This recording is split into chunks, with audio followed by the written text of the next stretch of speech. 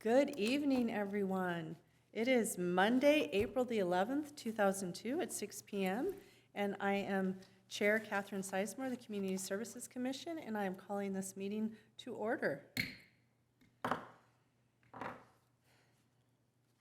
The first thing on our agenda is to do our flag salute, and this evening we have the pleasure of having Commissioner Eric Levine lead us in our Pledge of Allegiance.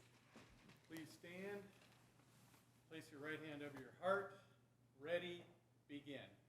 I pledge allegiance to the flag of the United States of America and to the republic for which it stands, one nation, under God, indivisible, with liberty and justice for all.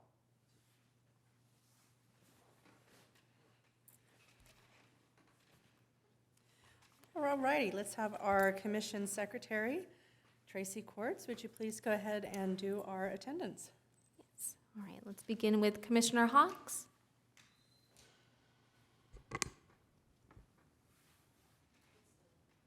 Here. Commissioner Kristevsky. Here. Commissioner Levine. Here. Chair Sizemore. I'm here. All right, all present with the exception of our excused Vice Chair Audi. Thank you. All righty, thank you, Tracy. Do we have any public comments at this time? No, we do not. All right, thank you. So we'll dispense with reading of the rules for public comments, which will take us directly into our division reports. And this evening, I believe we're starting with Leah Flores. We are, and before Leah kicks it off, I would just like to let everybody know that this will be her last commission meeting with us. She has received a job at the county. So we're very excited for this new chapter in her life, but we're very sad to see her go. So just wanted to let you all know. Congratulations. Congratulations. Thank you. We'll miss you.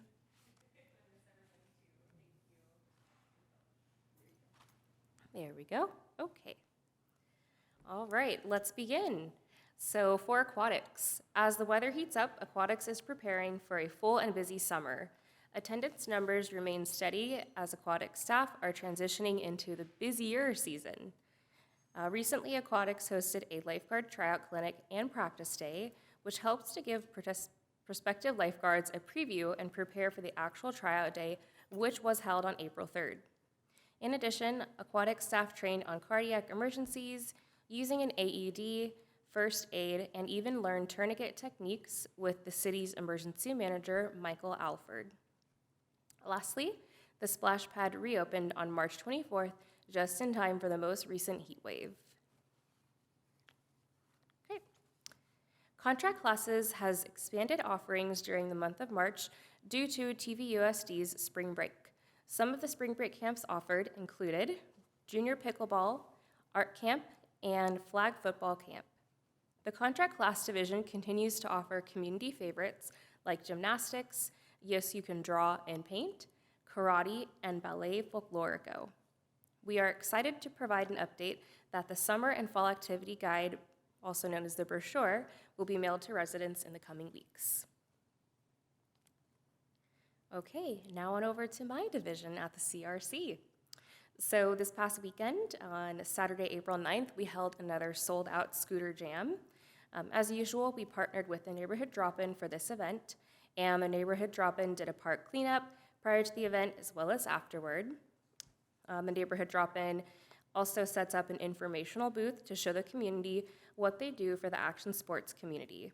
There's been much conversation and anticipation regarding upcoming renovations at the skate park, and we are excited to hear from the community to get their input for this project.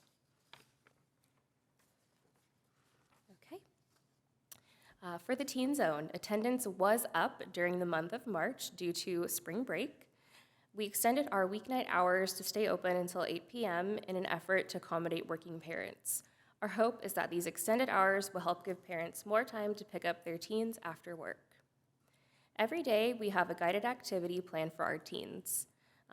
We're going to provide some highlights for the month of March.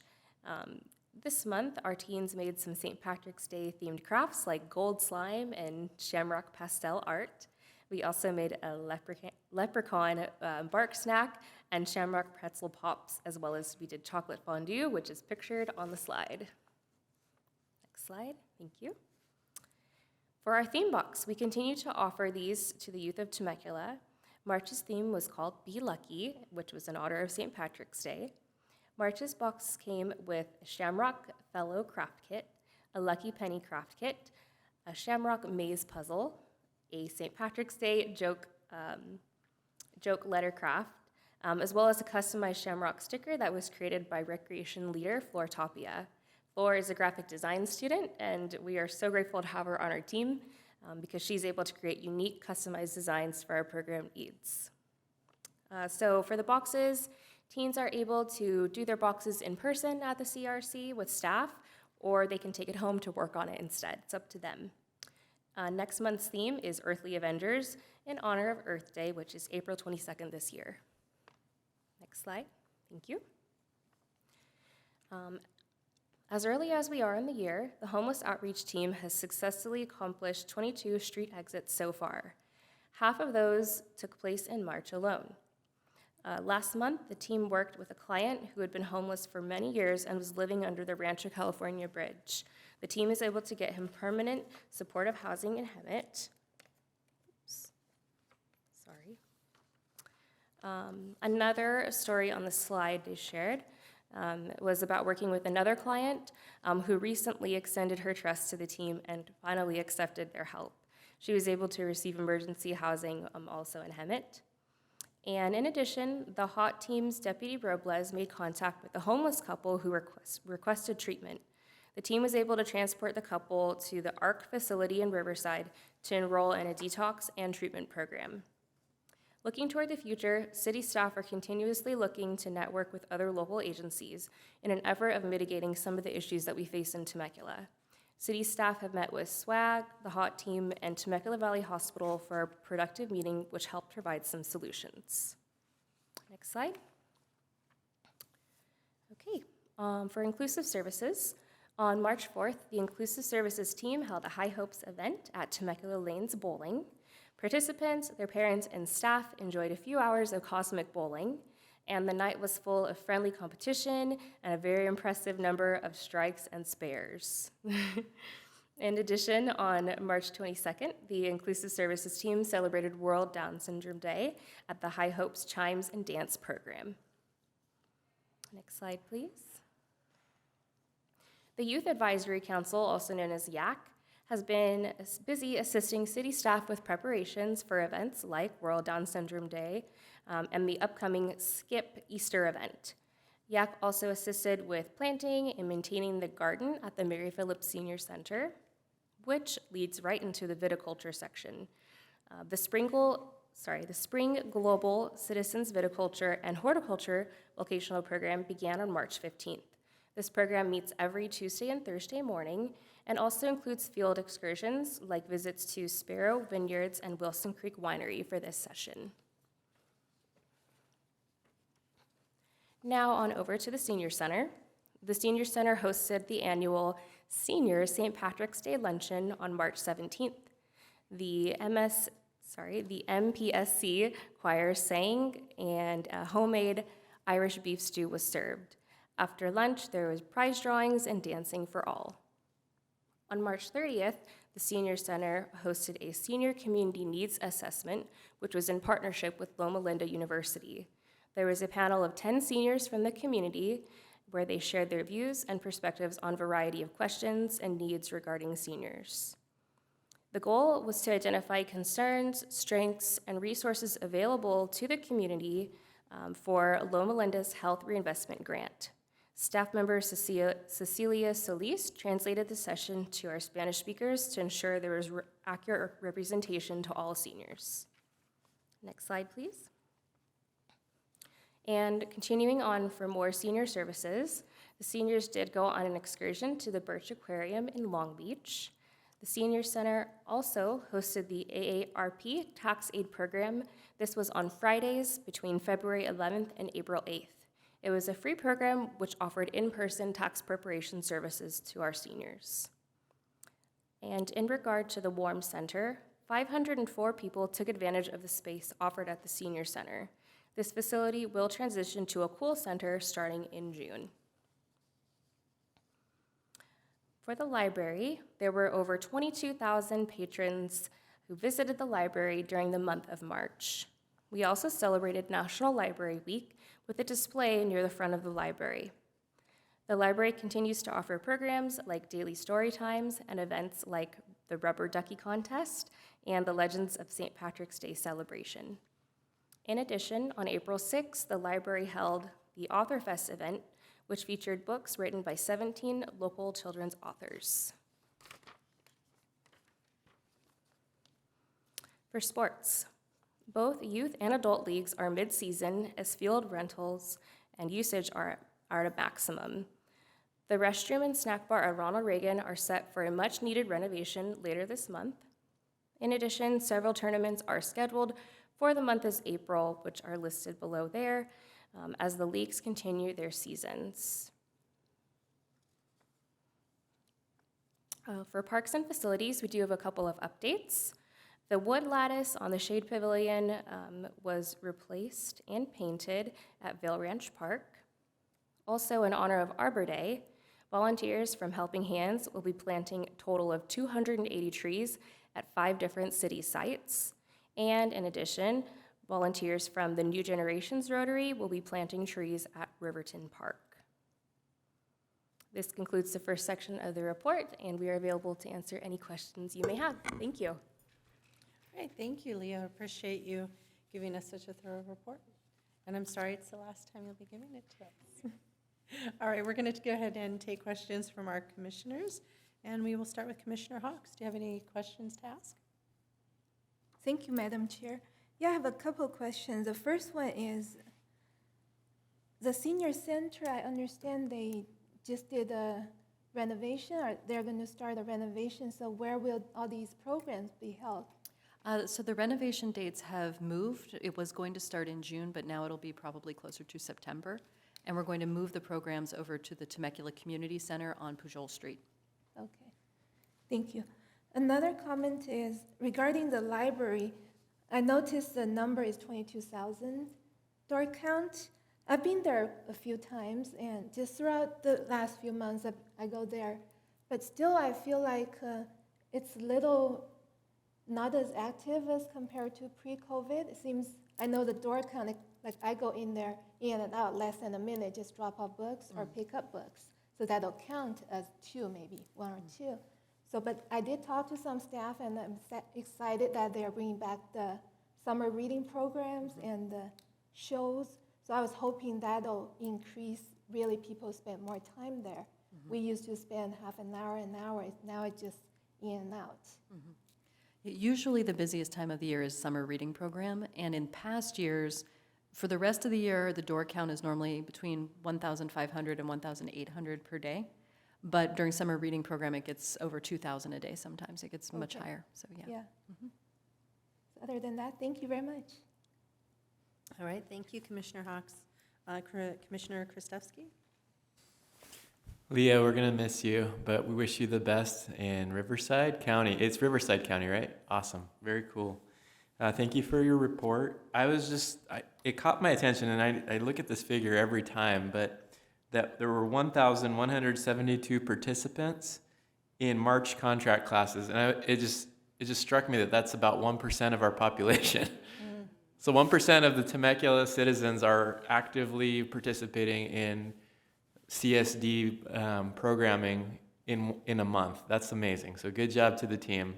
That blew me away. And also what blew me away was the 22 street exits. That always gets to me just because it's amazing. It really is. It takes a lot of work, a lot of dedication. And I saw that half of those 22 were done last month in March. So again, kudos to the team. Keep up the good work. Thank you. Thank you, Commissioner Krastevsky. Commissioner Levine? Congratulations again, Leah, and we'll miss your smiling face here. I don't have any questions. Thank you. Thank you, Commissioner Levine. I will just say, listening to the report, it pleasures me to see so many longtime traditional contract classes. The classes that my kids took when they were little, we're still offering. And it's great to see us hold that tradition. I did want to, I wanted to thank Erica. I mean, as you know, I was looking through the homeless outreach report. There, you know, I had an incident, and I noticed, and I reached out to Erica on her cell phone to ask to get help out to someone, and I appreciate the swiftness in our city and the compassion. It wasn't like, why are you calling me my cell phone? It's, I'm right on it. You know, we're right on it. We're getting someone out there. We're getting this person help, and I appreciate that. I kind of left that experience going, wow, that's my city. I'm so lucky I get to live here. So thank you for all you guys are doing. It's great to see that. I did want to ask on, silly question, but the Vail Ranch, the shade coverings, did we replace that with wood? I believe that was replaced with wood because to change out the material would require changing out the entire structure. Okay. But I'll double check with Stacy on that, but I'm pretty sure it was a like-for-like swap on that. Okay.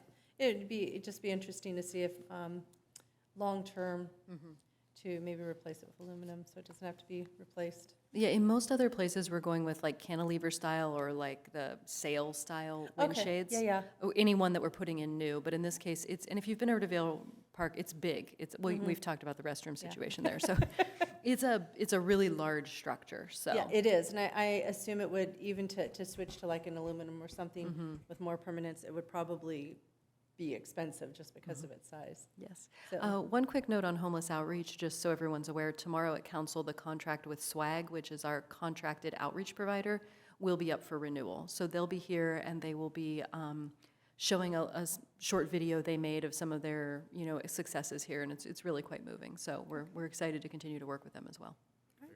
Thank you, Erica. Thank you. All righty. We will go ahead, and I believe Jeff Lawrence is giving us our next report. Yes, good evening, Commissioners. I am Jeff Lawrence, and I will be providing you with the Arts and Culture report tonight. We'll start off with for Arts and Culture. We had our gallery at the Merck Reception, Temecula Creates, on Friday, March 18th. And they were art students of the contract class investors from Yvonne Godet and Tony Moramarco. Guests enjoyed creative artworks and music from Bert Bryan. And then we also have some our various art galleries throughout our town. We have the Rotunda Gallery, Ronald H. Roberts Temecula Public Library, Civic Center Gallery, and the gallery at the Merck.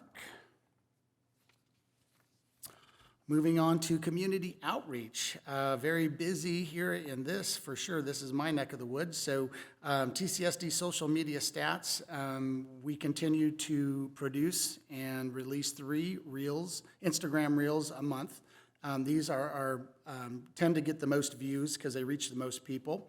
And with creative people like Mike Morey and Katrina Thorson at the helm, finding out what the most popular song is that's trending at the time is one of the main things that gets all their views. So they do a fantastic job.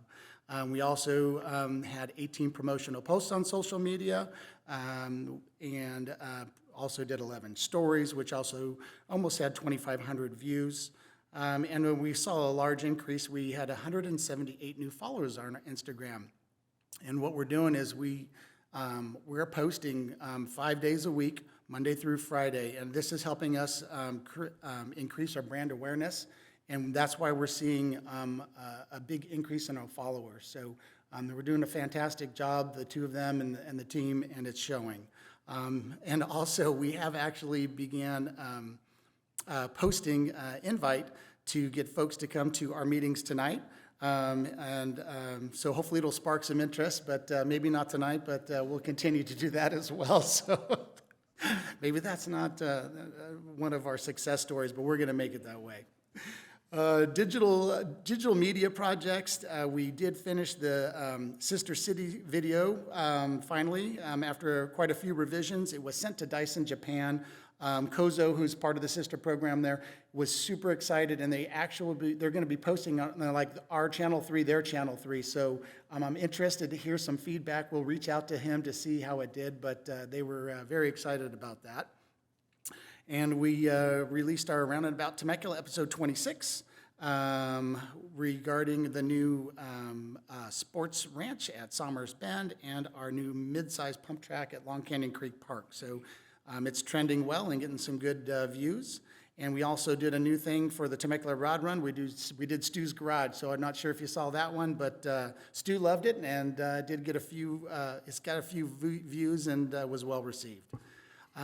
Some of our media projects up and coming, we are working on the State of the City for 2022, and we are doing our homeless outreach, kind of like our highlights video. So we've been tasked with that project, and it's coming along well. I think it's going to be really nice. So when it does show and we do release the link, we'll be sure and let you know, because there's some really good stories involved, and I think you guys are really going to like it.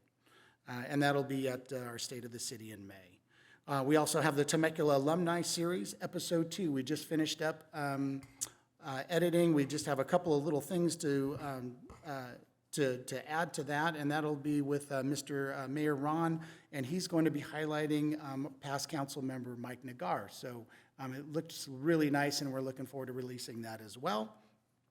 And then we will be focusing our efforts to promote Culture Fest in May. We've got some reels planned, Instagram reels, some stories. We're also going to start a short clip filming, in which will highlight Kathy Sizemore, our chairperson, and Willa. So we've got some filming tomorrow, and those will be coming out soon, so stay tuned. Moving on to special events. For March-April recap, we did the Carnival of Music. It had 200 attendees.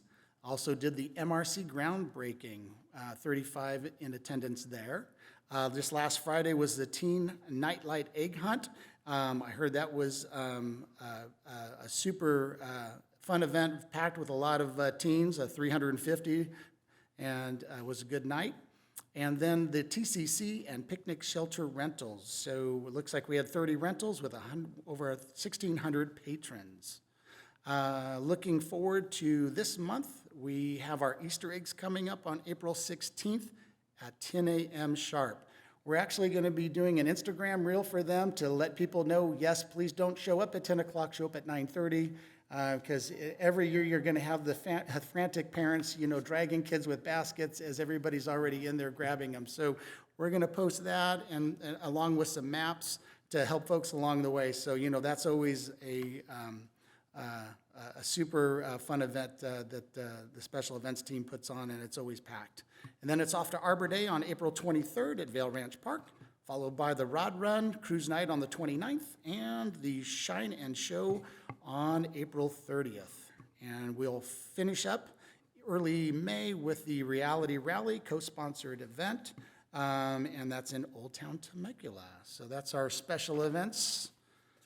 And we will move on to the Temecula Theater.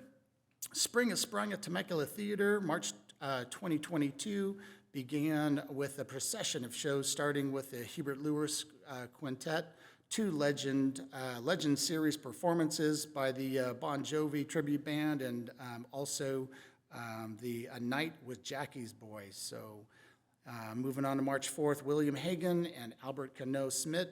And March 5th, Classical Series performance, and closed out the weekend with the 10th Annual Jazz Festival. So all the performances brought a lovely hustle and bustle to the Temecula Theater's courtyard by providing a live performance to our patrons before the show. Temecula Presents Weekend, March 2nd through the 6th, 5 shows, and there were nearly 1,000 patrons. Excuse me for that. Moving forward on the next slide, we've got the Fine Arts Network presented by Rodgers and Hammerstein's Cinderella, this classic musical gracing our main stage with 10 performances mid-month. There were 2 more Temecula Presents performances, the Aloha Series, tribute to Uncle by Mike and Walt Keel, Legend Series by Queen Nation, the tribute band. We also had Roger and Hammerstein's Cinderella with 6 sold-out performances and nearly 2,500 patrons. Then we have our Temecula Presents at the end of March, 1 sold-out performance and nearly another 500 patrons total for both shows. At the Merc, we had Country Live. The Merc featured Sean, a young singer, songwriter, and musician from Southern California. He was selected to record and perform the title tracks, Remember Me and Un Poco Loco. Sean was awarded the 2020 OC Artist of the Year, a highlight in what had been a challenging year due to the pandemic.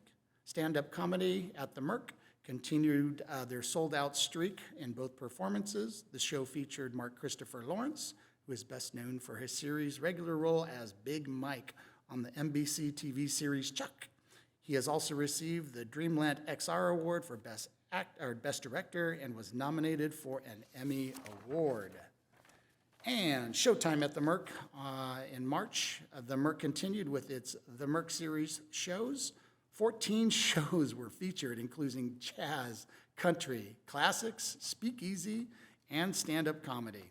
For the month of March, Jazz at the Merc slowly increased the number of patrons attending the shows. Classics at the Merc, presented by the California Chamber of Orchestra, resumed their performances as well. At the Temecula Valley Museum, programming, we have the Art Off the Rug hooking exhibit. North County Wool Gatherers went through February 25th and just finished up here on April 3rd. The Red Hooking demo by Brenda Ellis and artist Shirley Stewell. We also did our field trip tour, so this was fantastic. Temecula Valley Charter School held the traditional Old Town walking tour.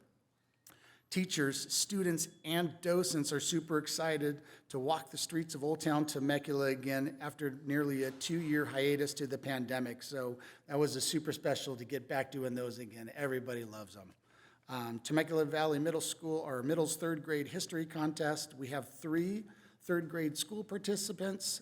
There are 11 entries. They're being judged as we speak, and the winners will be announced on April 8th. Also at the museum, we have the Student Art Mural for March and April, celebrating Earth Day 2022.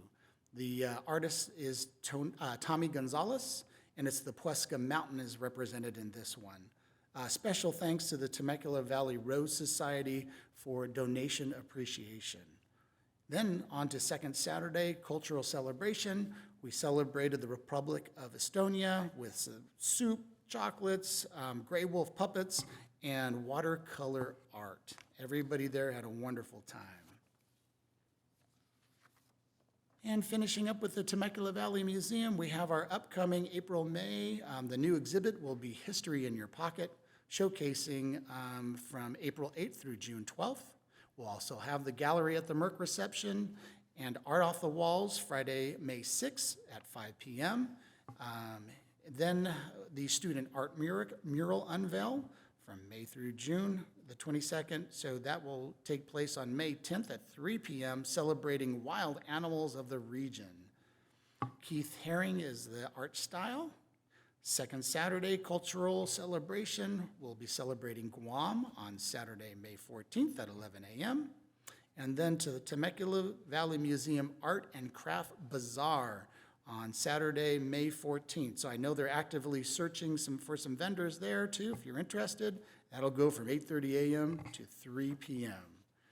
This concludes my report for arts and culture, and I would be happy to answer any questions you may have. Thank you, Chuck. We appreciate your very thorough report on our arts and culture in Temecula this month. Let us go ahead and take questions from our commissioners, and we will start with Commissioner Levine. Jeff, thanks. Great report, as always. No questions. All right, thank you, Commissioner Levine. Commissioner Kristevsky? Thanks, Jeff. No questions. It was great. Commissioner Hawks? Thank you, Jeff. I sense the hustle and bustle. And I did attend a few of those events. I was at the Carnival of Music, so I was really happy to see 200 patrons attending, from really young, held in hand, to young at heart, in their golden years. So I'm really happy to see all ages enjoying classical music. I was also at the other event, the library event, and it's always fun to go there and enjoy that, learning different culture, different country. And I look forward to the Easter egg hunt and the Arbor Day, planting some trees with Cassie.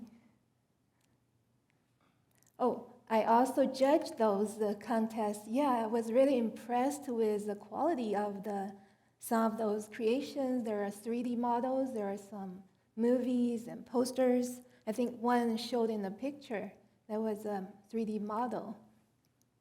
So I'm really happy to see the history from a third grader's perspective, and I was hoping there'd be more schools participating. She said there are only 2 or 3 schools participated this year with 11 entries. So maybe next year in the future we can have the promotion and have more schools participate. I think we're just suffering a little bit from coming back from Right. COVID, but yes, definitely in the past we've had a lot more. So we look forward to welcoming back when everything is kind of getting back to normal. Yes. But thank you for all of your help, for judging and participating and allowing us to use your family and marketing materials. So thank you. It's been wonderful watching them grow up in the photo stream. Thank you. Hey, thank you, Commissioner Hawks.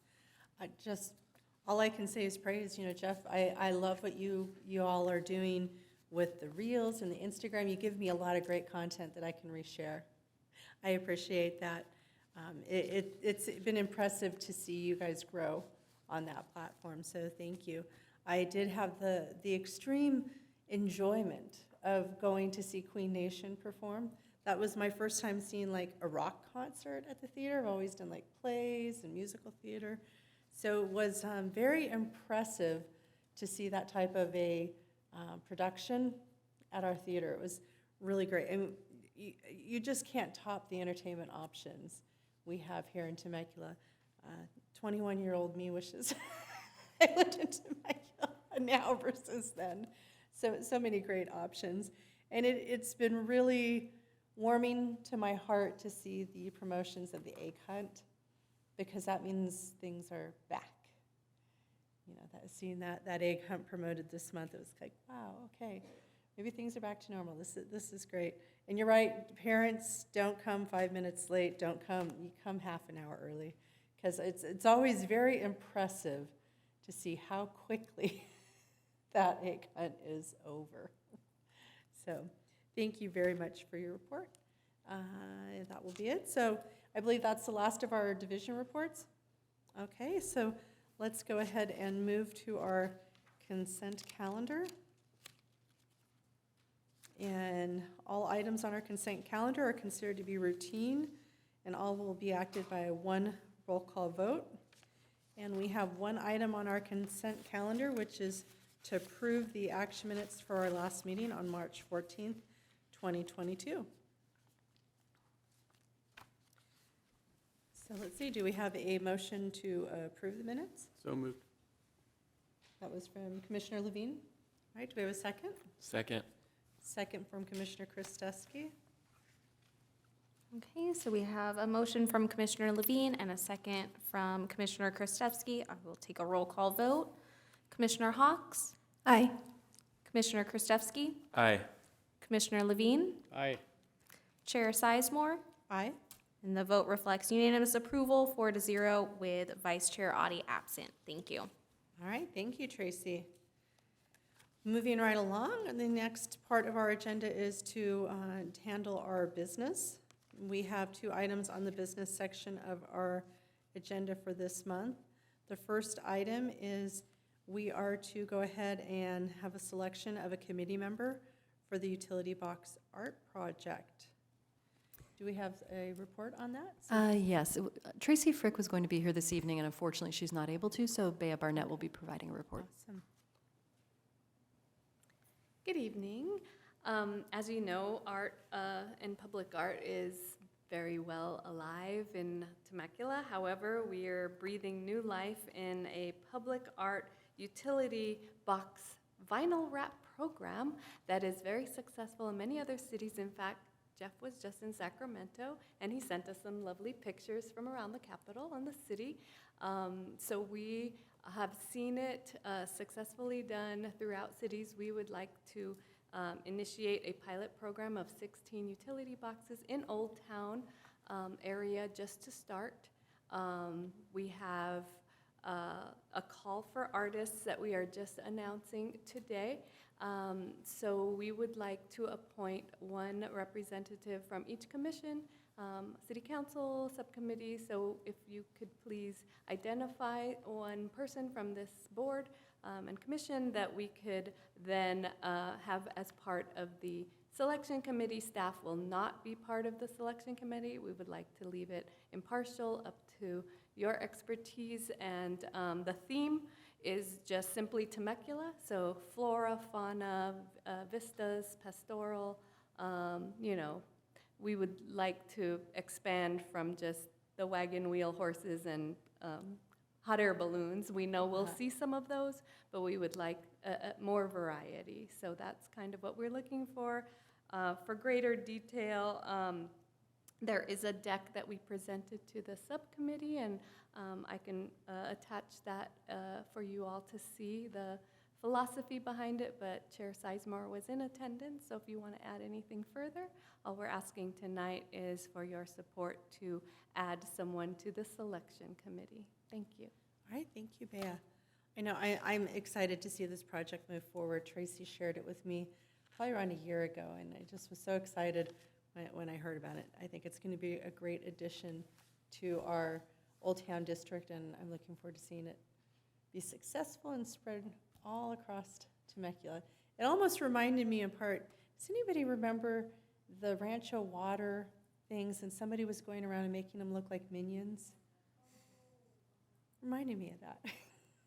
And we'd love to drive around town and spot a minion. Those were fun. So I'm looking forward to children driving around town with their parents and go, oh, Mom, Dad, look, see one. So that'll be great. Alrighty, so we need to go ahead and point. Are you guys understanding of what the project is going to be? Okay. All right.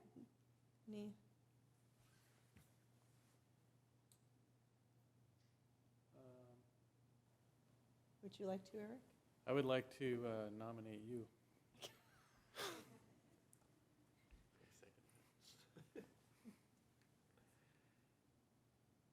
Well, you seemed really excited about it, and You guys might be excited about it too. I think it's great. I just don't know what the commitments are, and I don't have as much time as I used to, so. You're going to get a paintbrush and you're going to go out there and paint a masterpiece. You probably don't want that. It'll probably be minimal in timing, like to view everything either online or, you know, they're going to send in treatments and specs, not necessarily the full-on artwork. So it's going to be the artwork of a certain size, and then Tracy will present or email, and you can look at it privately and then give your recommendation. So it won't be some big meeting or something public. It's all independent, you know, voting. Okay. Question on the project. Are you asking artists to submit an art piece that would be acceptable for any size box? The boxes vary just because some are smaller than the other, but it's a rectangular, or it's going to wrap around 3 sides, perhaps maybe 4, depending on whose box it is, if it's, you know, city or other. We have certain requirements where we can't do the top, and, you know, so each one is going to require, so we're kind of going to match up which artwork matches best with the Which size. box? Yeah. Okay. And location, and That makes theme, sense. of course, family friendly. And correct me if I'm wrong, Bea, but I think the artist initially won't be submitting finished artwork, they'll be submitting concepts.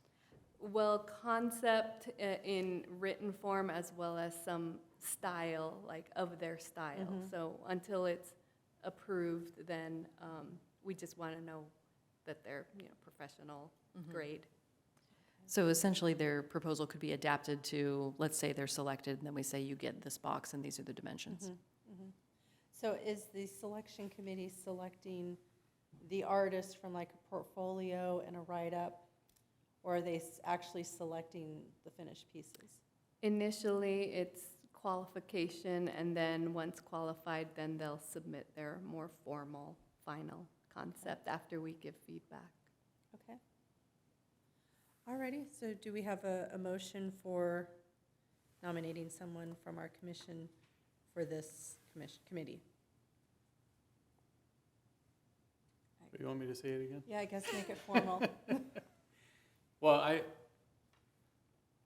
I would do it, but I think if somebody has passion about doing it, like I would rather, see that, because I think there would be a better result. So, from that perspective and knowing what I know, about you, I would motion that you be the commission representative for this public art project. Do we have a second? I would second that.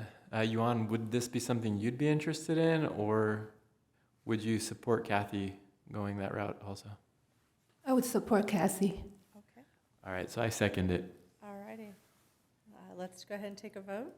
Okay, so we have a motion from Commissioner Levine to nominate Chair Sizemore and a second from Commissioner Kristevsky. We'll just take a roll call vote to make it official. Commissioner Hawks? Aye. Commissioner Kristevsky? Aye. Commissioner Levine? Aye. Chair Sizemore? Aye. And the vote reflects unanimous approval. We have selected Chair Sizemore to be our committee member for the utility box project. Thank you. Alrighty, thank you, Tracy.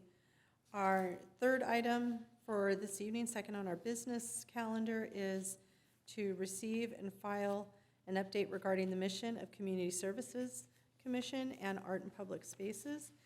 This stems from our last month, couple of items that we asked to go ahead and have put on a future agenda, and I believe we do have a packet of information that was sent over to us as part of our agenda.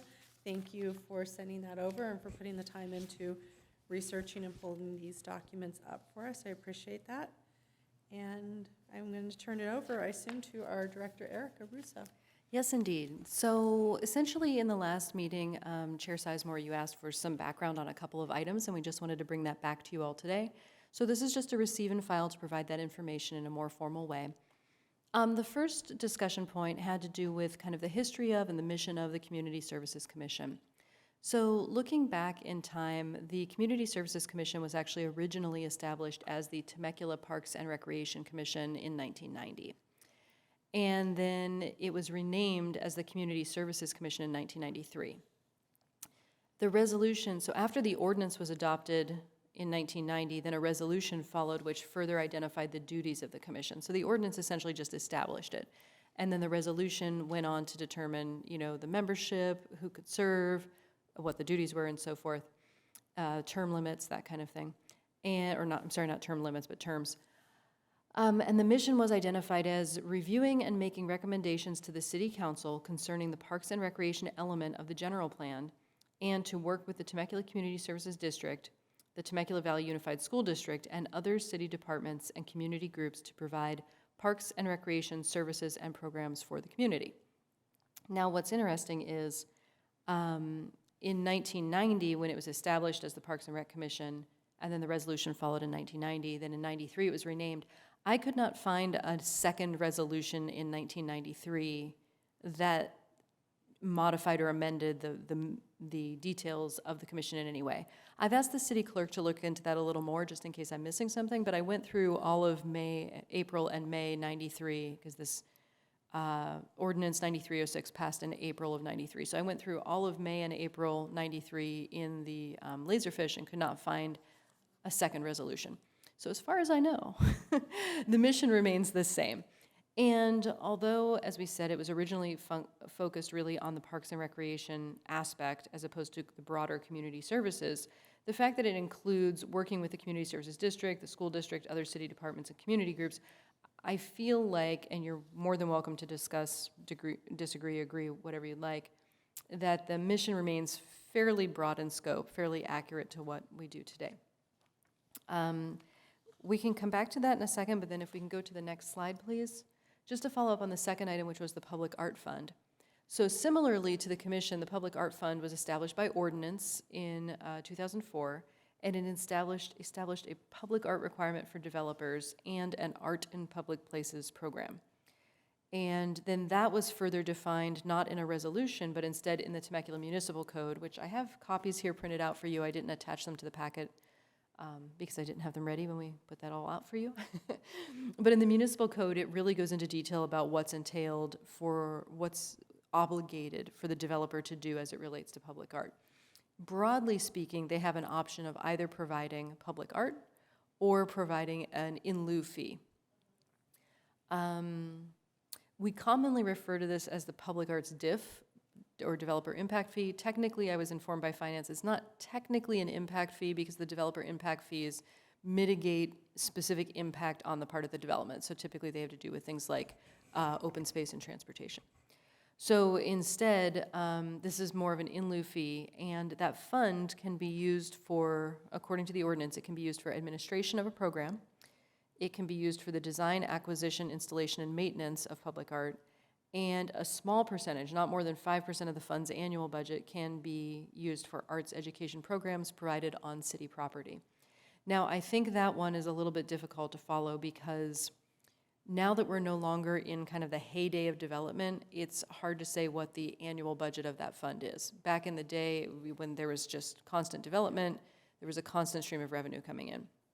The current fund balance sits at approximately $91,000, but I don't believe it's being kind of refilled at the rate that it once was, if that makes sense. Then just concerning how the art is approved, this is just quoting from the municipal code. Each application shall be reviewed initially by the Community Services Department, which shall make a recommendation thereon. If the application is for donation, then the Community Services Commission shall be an advisory body, and the City Council shall be the decision maker. The City Council's decision on an application for donation shall be final.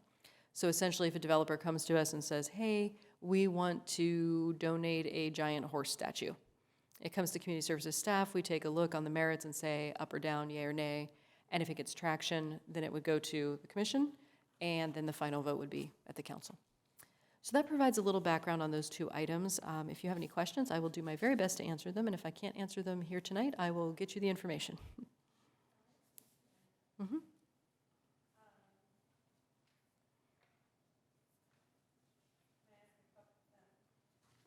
Can I ask a couple of questions Of before they course. leave my mind? Yes, absolutely.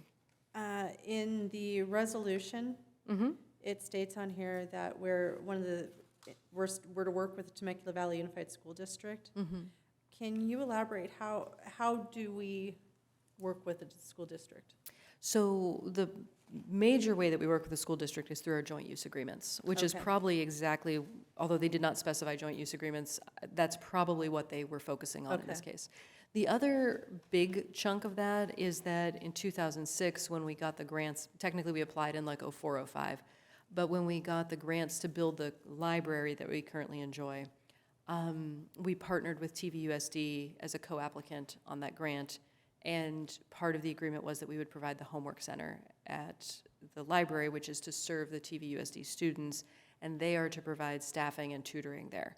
Now, over the years that has morphed. We need to go back and kind of clean up that agreement, because the reality is we now pay half of the position that's funded to go there.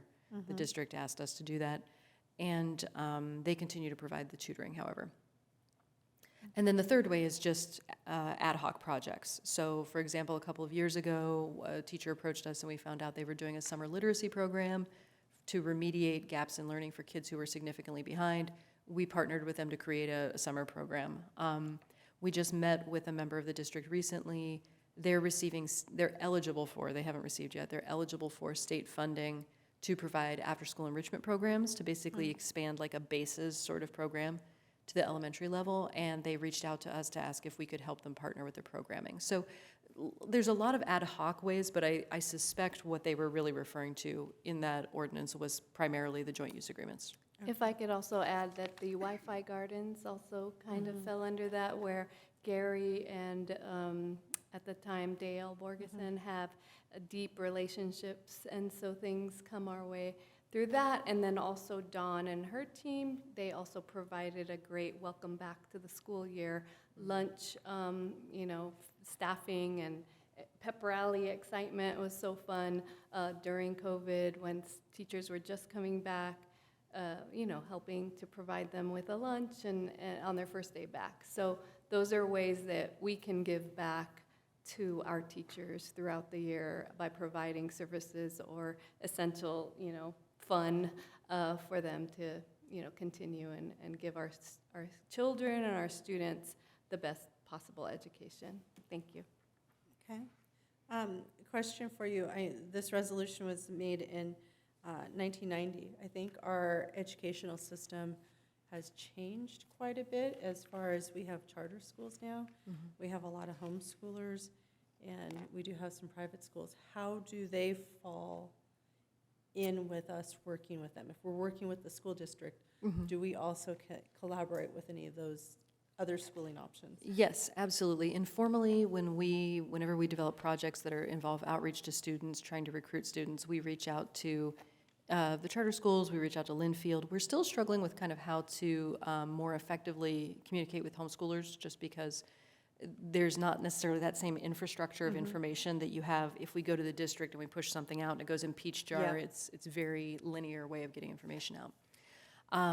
But aspects like the joint use agreement are really limited to the public school district. Also, field trips at the theater, those are great opportunities. The homeschool teachers seek us out and they find opportunities to bring their students to the tours at the museum and the library. So even though we're not reaching them all the time, they find us. So it's kind of a two-way relationship. Okay. When you do the field trips, is there any charge that you're charging the schools, or that's all? There is a charge at the museum, but the field trips at the theater are all free.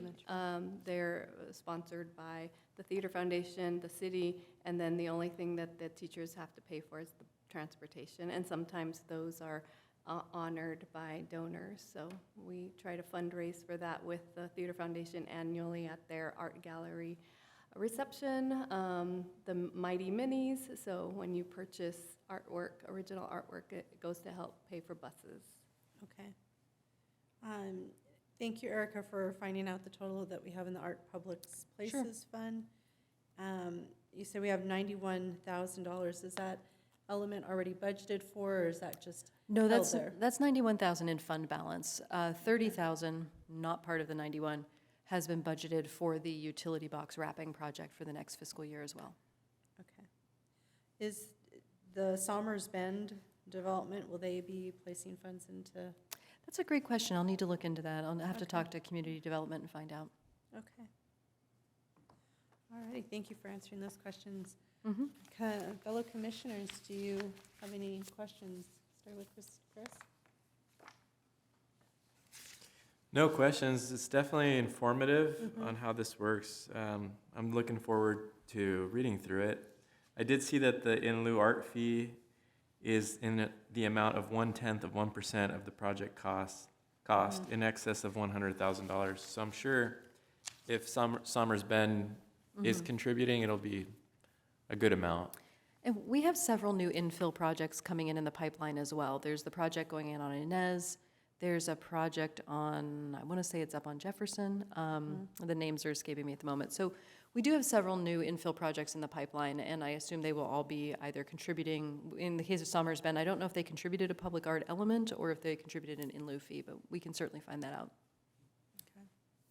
Commissioner Hawks? No questions, thank you. All right. Commissioner Levine?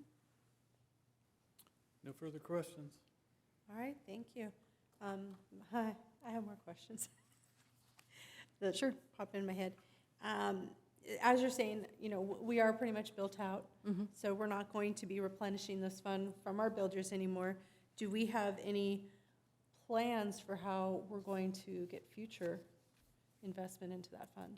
So the Public Art Fund was designed specifically for the developers to contribute. I mean, that's the definition of the fund. However, there are always other opportunities for budgeting that could be applied to public art. For example, for the current fiscal year, any funds expended on the utility box project are actually just coming out of the annual operating budget. So if we, in the future, had a large-scale art project, that could be budgeted through CIP. If we had if it goes through CIP, then we identify different funding sources, and there are different types of funds that are eligible for different types of funding. And finance usually goes through and says, oh, you know, we're eligible to use TUMF on this, or DIF, or Measure S. Grant funding is an option. Obviously, that's, you know, that's not something we can really rely on. And then the third way is if it's not a large-scale capital project, it can be budgeted through the annual operating budget, which, if it's coming under community services, would then be primarily Measure S funded, and also a small portion comes out of special tax Measure C. Okay. I know with this Old Town Temecula Creek Walk that we're looking at, there was some discussion about adding art installations to that. Would that be considered coming out of this Art and Public Spaces Fund? Or is that going to be more money that's coming out of capital improvement allotment for that project? That's a great question. It probably, my guess offhand would be that it wouldn't rise to the level of capital improvement because that has a certain dollar value threshold, but it might be an annual operating budget expenditure as opposed to public art fund. However, essentially, when they build the budget, they will start going through and looking at different, what they call casually, colors of money for different items. So if something comes up, let's say they initially budgeted for something out of just Measure S or the general fund for the Creek Walk, when they're going through the different line items, that's something where our director of finance would probably say, hey, I think this would actually be eligible for public art. And then if we can pull the money from public art, we can do that. And that's really, the final vote on that obviously is council. It goes before council at the budget workshop, which will be coming up in May, and which the public is welcome to attend, and you are all welcome to attend as well and provide feedback. And then they take so sorry to back it up, it's the draft budget that goes to that workshop. Then they take the feedback they receive at the workshop and then make any modifications that they've been directed by council to make. And then the full budget comes before council in June, and that's where council votes on it, and it's finalized for the next fiscal year. So lots of opportunities for feedback, and it's certainly possible if there's public art installed along the Creek Walk, it could be funded out of the public art fund. Okay. All right, thank you. I appreciate all this information, Erica. No problem. Hopefully we covered all of your questions. I think so. Originally, I kind of came about asking for a little bit of discussion on this as we were thinking about what is our mission for our commission this year. I know we kind of all threw in some feedback as we prepared for our presentation last month to City Council, and we did come up with some priorities that we felt we wanted to have for our commission this year. I brought a copy of that. We said that one of our priorities for our commission was to implement Temecula's Community Service Master Plan as the comprehensive long-term strategic plan guiding the city through continued high-quality public service for Temecula now and into the next generation.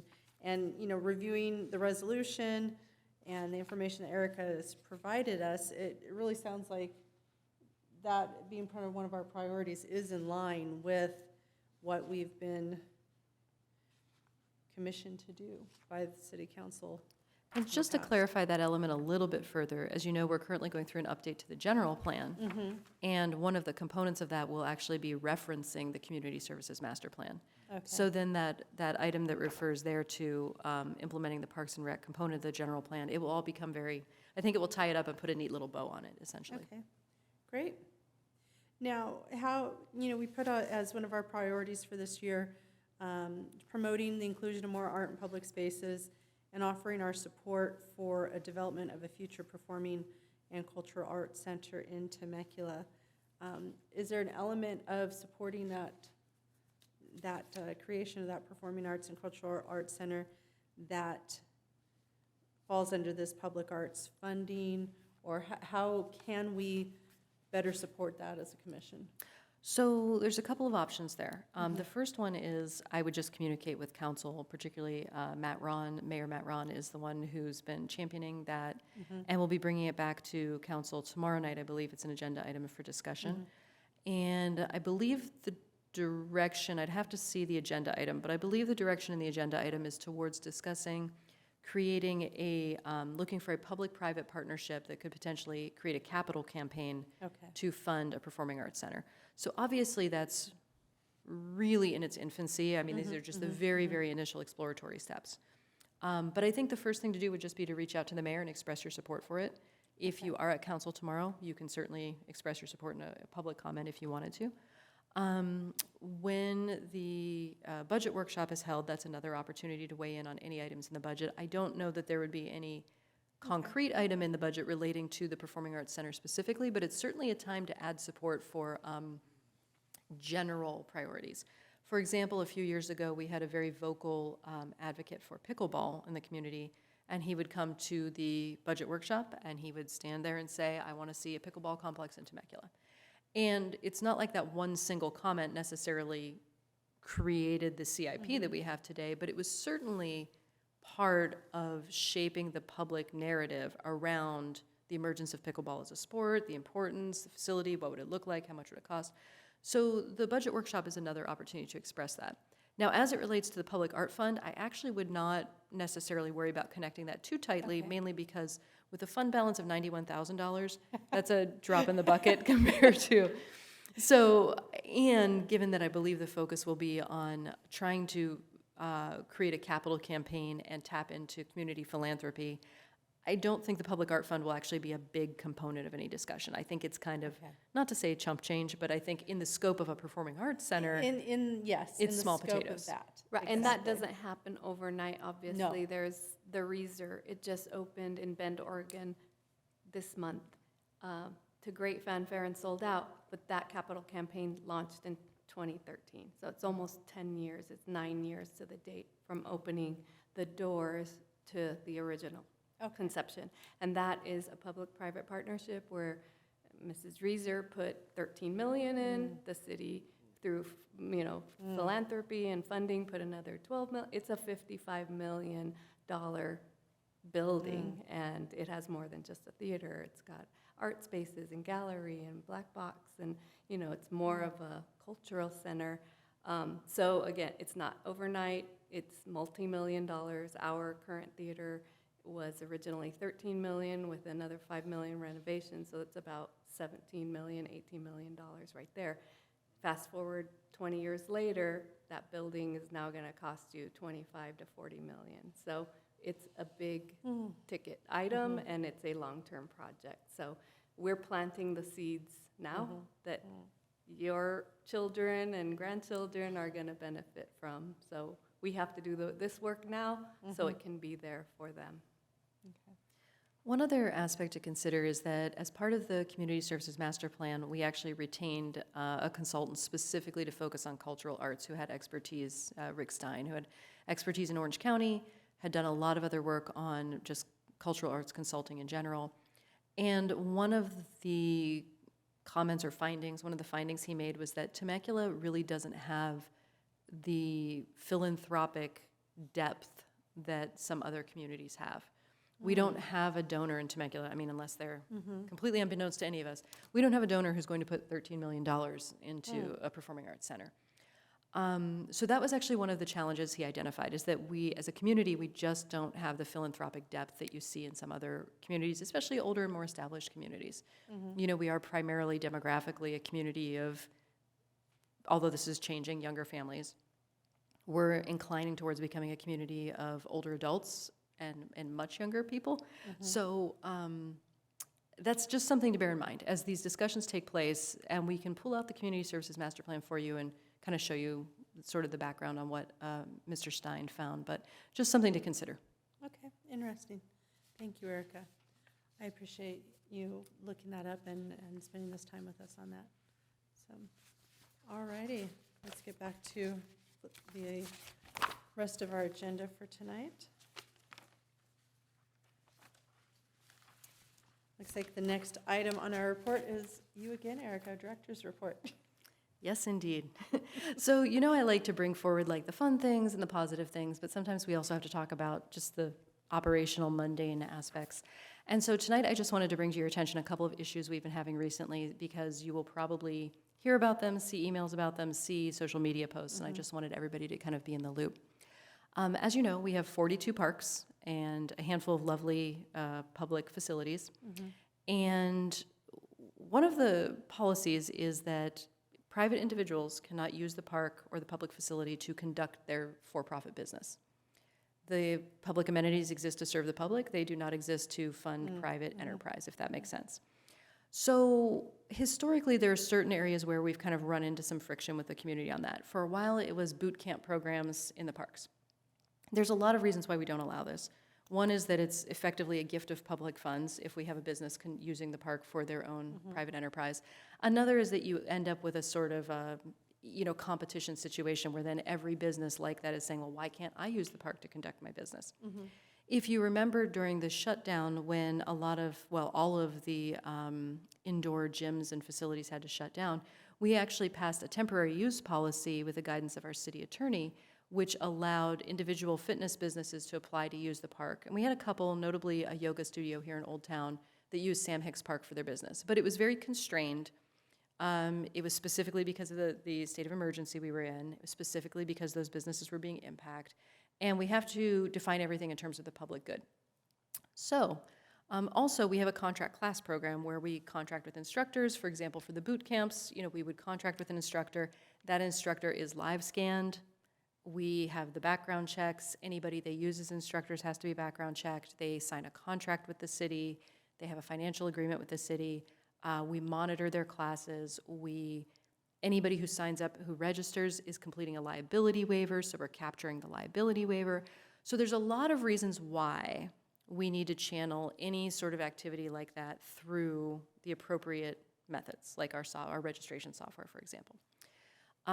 Recently, we've had some issues with individuals using the parks, for example, to just decide they're going to go into the skate park and offer private classes in the skate park. And we had an individual just post on Facebook, hey, my kid goes to the skate park, and while he's skating, I'm going to offer private lessons.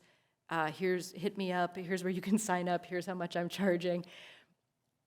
And we love that enthusiasm, but for a variety of reasons, we can't permit that. So we had to kind of let him know, hey, you can apply to be an instructor. Here's how this works. And we reach out whenever we find people doing this.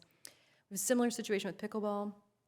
Pickleball is insanely popular, obviously, very social sport, lends itself to league play and tournament play. And because we haven't had any rules around this, because pickleball is still new in the community, we've had several different individuals starting for pay, ladder leagues, tournament play, and so forth, and organizing them on their own terms and setting up their own websites and getting people organized. And also it brings in a ton of people from out of the area. And then because right now we only have courts at Margarita and Friendship Park, those are also shared with tennis, and then it creates bad blood with the tennis. So we've had to shut down some pickleball tournaments. So unfortunately right now we're having to play bad guy on a number of things. And so I just wanted to bring this to your attention so that you have the background on this. And then just a third element to consider is that sometimes we have individuals behaving inappropriately in facilities and activities. And so we roll out a code of conduct. We have one at the senior center. We have one at the library. We roll them out for different activities. And the idea is that this sets a more detailed set of expectations for the participants. If you look at our municipal code, it's very broad. It says essentially that we can deny use of the facility to anyone who is behaving in a way that would negatively impact the enjoyment of the public facility by a reasonable person. So if you go in the library, you start screaming and shouting obscenities, according to the ordinance, we can ban you from the library. And we can do that temporarily. Hey, you're gone today. We could do it for 6 months. We could do it for a year. I mean, depending on the infraction, obviously. But the ordinance is extremely vague. So sometimes we have more specific codes of conduct. Like at the senior center, we have they have pool tables, and they have like a competition, low-key competition pool there. And so we have rules around use of the pool facility, like the billiards. The library, it has a specific code of conduct because you have to be quiet in the library. There's some things you can yell and scream in a rec center, you can't yell and scream in a library. So I'm just putting this out there that sometimes we have people who are not wanting to comply with the code of conduct. Either they violate the code of conduct, and then we have to ask them to leave if they can't comply, which is unfortunate. Or we have people who maybe refuse to sign the code of conduct, in which case we have to inform them they are not allowed to participate, which is also deeply unfortunate. So, for a variety of reasons, I just wanted to put all this out there in front of you because as our commissioners, the public wants to come to you, they voice their concerns, and so you may hear some complaints. In any case, if you receive a complaint either personally or if you see something on social media, feel free to bring it to us, and we will do our best to get the background to you before you respond so that you're able to understand sort of what actually happened. So, hope that helps. Okay? Yes, thank you all. And that concludes my director's report for today. Certainly. a question for you as you're talking about people coming to us with complaints and concerns. The only way anybody can get in contact really with one of us commissioners is through using that commissioner email box that's posted on the city's website. Where do those emails go? So if anyone were to send in a complaint to that email, That's a great question. I will ask Randy. My assumption is they go to the city clerk's office. And We- oh, you know what? Actually, sorry. Go Yes, ahead. we do have a specific Community Services Commission at temeculaca.gov email, and that comes directly to me. So that's where when we have someone who has inquiries about, I mean, unfortunately, we haven't gotten too many emails sent to Okay. that inbox, but if someone does have a public comment, they can email that, and it comes directly to my inbox. So if I ever have any emails, it is published on the city website and on the agenda. So if that is one way they could get in touch, because I kind of the liaison between the public and you. So if I were to receive any complaints, I would definitely run it by our director, and then we would decide how to proceed if it's something directly for a commissioner to comment on, but that comes to my inbox. okay, Thank you, Secretary Courts. okay. So they'll go to you and you kind of filter them and, okay. I believe the direction was still going to be to get each of you a city domain email. And I can check in with the city clerk and see what the status on this is. I know they wanted to wait until everybody was sworn in for the new year, and obviously we're in the new year. So I'll check in with the city clerk and see what the progress is on that as well. Okay, no, I just wanted to understand, because, people do comment on social media, but then they do have, that email address is public. And just kind of questioning, am I not doing my job? Was there an email box I was supposed to check? Not at all. All right, thank you. Thank you. Do we have any questions for our director? No questions. That was very thorough, and I totally understand what you're saying about municipal ordinance and codes of conduct, and very well said and very common sense. So hopefully there won't be too many issues. We hope Commissioner not. Levine? Thanks, Erica. All righty. Commissioner Hawks, do you have any questions for Director Russo? Yes, a quick one. Just when you're talking about the pickleball and the tennis ball, I'm wondering if you can have a sign-up sheet or something for them to reserve the time, so there won't be too much of a conflict? So we don't reserve tennis and pickleball courts because we don't have staff to go out there and help enforce the reservation.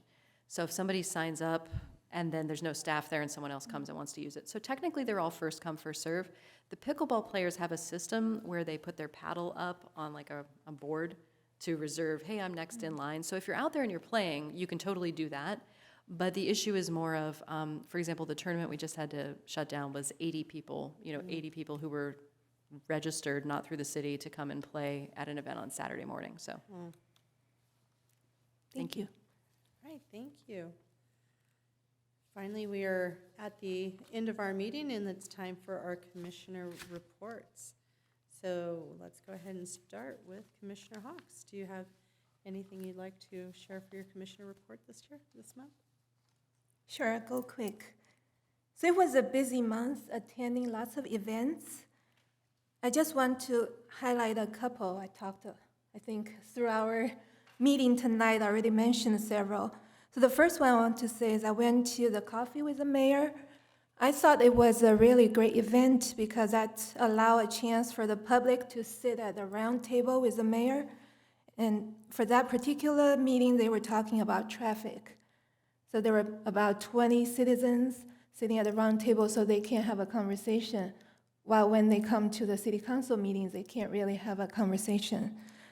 And I understand that's an ongoing, monthly or regular meeting, so I thought that's great for the public to give impact and input to the city council. The second thing I want to say is my son attended the STEM class. That was a huge success. There were over 20 or 25 kids there. There were quite a few boys. And he's going back for 2 more classes. But one little confusion I saw over there was some moms was asking, oh, I thought this is a girls-only class. Why are boys here? So I think the staff already cleared that out. So I look forward to seeing a bigger turnout. Seems like some moms want to register their boys as well.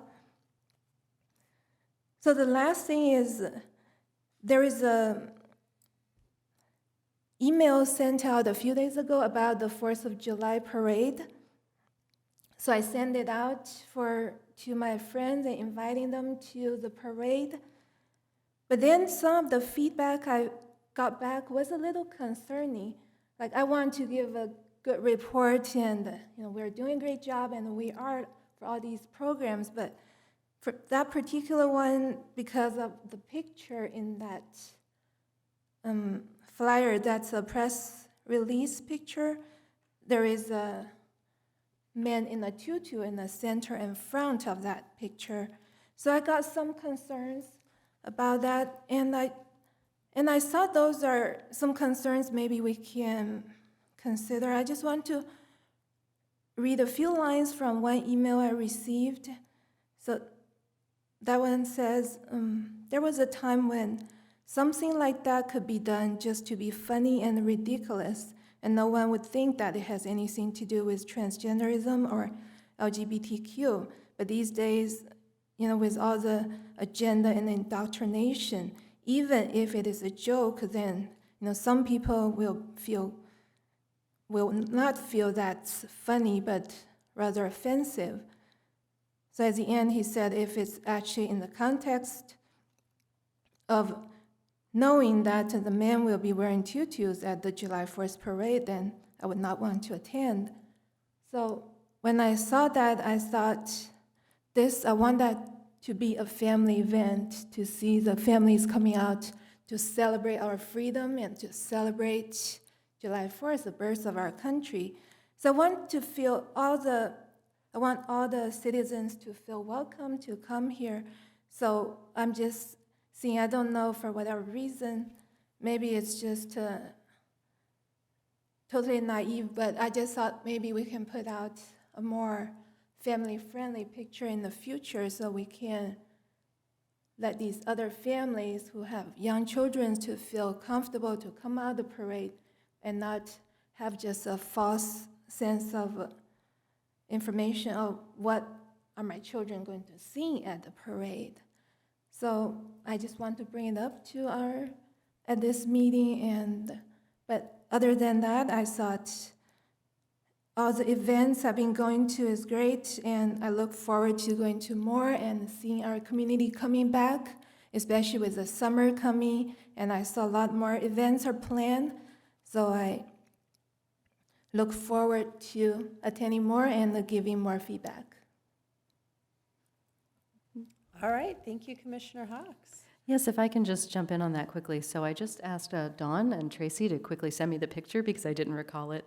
And if I'm not mistaken, that's a member of one of our high school marching bands? Yes, that's for our Great Oak High School marching band. So they always, as usual, when they have their football games, they always dress in their red, white, and blue to reflect their school colors. So I think from the looks of it, a lot of members of the band were wearing tutus just to be festive. I don't think they meant any other intentions for that, but yeah, we'll definitely be careful selecting our photos. Yeah, so the individual is clearly dressed as a boy, except for the little fluffy thing around his waist. So we pride ourselves on always having family-friendly events, and our parade entries are always vetted, and they are also very family-friendly. Unfortunately, in today's climate, it's almost impossible to not offend anyone. Someone is going to be offended. So we do our very best, and we will definitely take that feedback in mind. Dawn or Tracy, was there anything else you'd like to add to that? Okay, thank you. Thank you very much. I appreciate your comments. We've participated in the 4th of July parade many years ourselves as part of our scout troop and as a family, and I don't think I've ever seen anything inappropriate and I'm a pretty conservative parent with my children, and I've never seen anything inappropriate at any of our parades. So I'm not too concerned that this year's going to be any different. So thank you. All righty, let's go ahead and move on to Commissioner Krastevsky. Yeah, I was able to enjoy watching my son play soccer at the sports ranch at Somers Bend, and it was just phenomenal. It is everything that you guys promised it would be. We were there at the opening ceremony, and actually being there for a game was phenomenal. It's a great facility. well-planned. It's just a pleasure to be there and enjoy time there with family and friends and the community.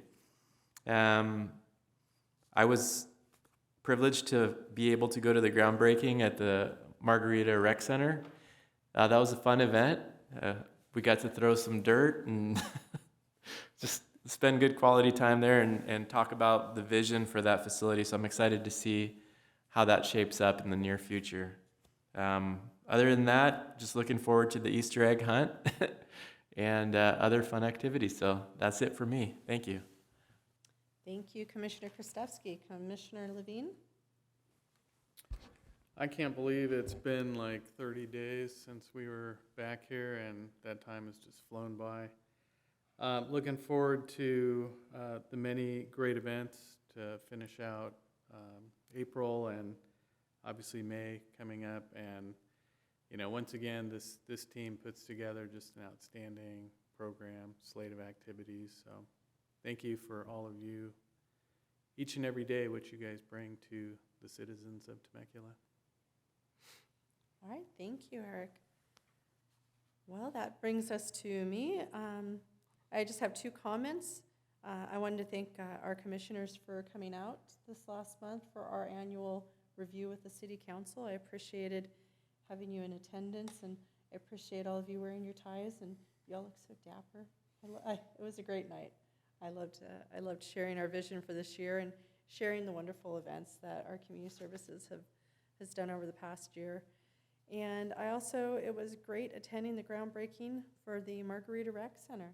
Really enjoyed that. I really enjoyed having Commissioner Kristevsky there in the middle of the afternoon and having Vice Chair Audi with us. That was a great event. It was fun. Yeah.